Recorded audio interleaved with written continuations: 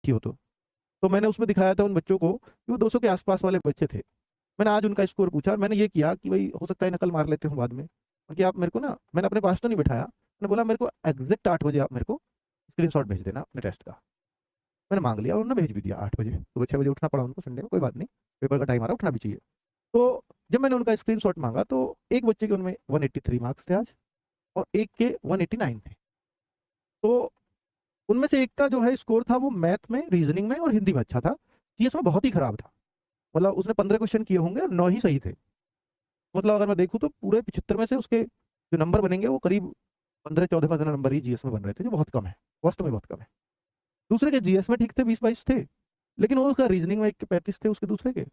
Maths तो दोनों का सेम सही था, और हिंदी भी दोनों की सेम सी थी। तो जो फर्क था, एक का जीएस में अच्छे थे तो एक का रीजनिंग में अच्छे थे। तो जिसकी जीएस अच्छी है और एक की रीजनिंग अच्छी है, मैं इन दोनों में लगभग नंबर बराबर है, लेकिन इन दोनों में ज्यादा प्रबल दावेदार किसको मानूंगा? आप एक बात बताओ। मैं प्रबल दावेदार उसको मानूंगा जिसका रीजनिंग, मैथ और हिंदी अच्छे हैं। जीएस वाले को मैं प्रबल दावेदार नहीं मानूंगा।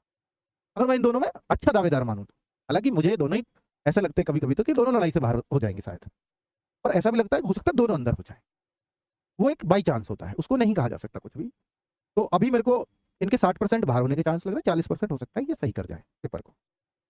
तो बच्चों, जो अब ऐसा क्यों? क्योंकि जीएस जो है वहां पर आपको धोखा दे सकती है, मैथ रीजनिंग हिंदी धोखा नहीं देंगे। जिसके मैथ रीजनिंग हिंदी अच्छे हैं वो पेपर में खुश होकर के आएगा ही आएगा, क्योंकि जीएस को पे वो डिपेंड ही नहीं है।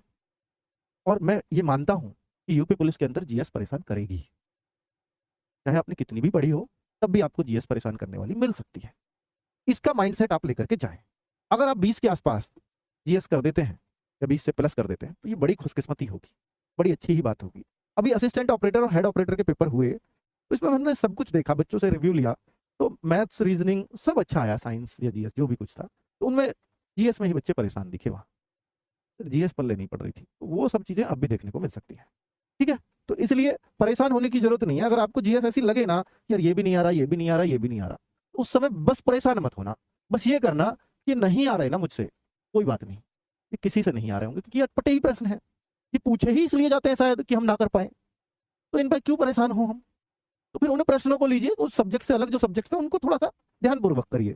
कई बार रीजनिंग में मान लीजिए पजल फंस जाता है, कोई सीटिंग अरेंजमेंट फंस जाता है, तो अगर फंस जाए तो परेशान मत होना, सोचना कि इसको गोल कर देता हूँ, इसको बाद में पढ़ूंगा जब पेपर को पूरा अटेम्प्ट कर लूंगा।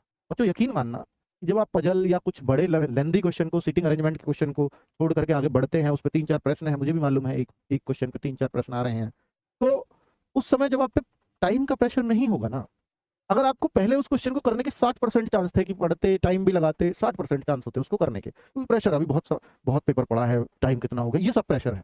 लेकिन जब आप बाद में उस प्रश्न पे आते हो ना, सारा पेपर करके, तो आपने उस पर टाइम ही नहीं लगाया, ऐसा प्रश्न देखो टाइम नहीं लगाना, यार ये टाइम लेगा इसको बाद में देखूंगा, तो उसको लास्ट में आना।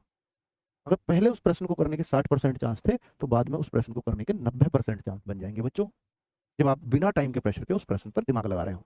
और आप देखेंगे पेपर के बाहर आकर कि सब लोग इस प्रश्न में बीच में ही फंस गए थे, इसलिए सबको समय कम पड़ गया। ये सुनेंगे आप बच्चों से, तो आपको सब देखो उस समय कितनी खुशी होगी, यार मैंने बाद में इसको अटेम्प्ट किया तो कितना बढ़िया रहेगा। पहली प्रायोरिटी आपको यही रखनी है, पहली प्रायोरिटी अपने दिमाग में यही रखनी है कि मेरा समय किसी भी कीमत पे कम ना पड़ जाए।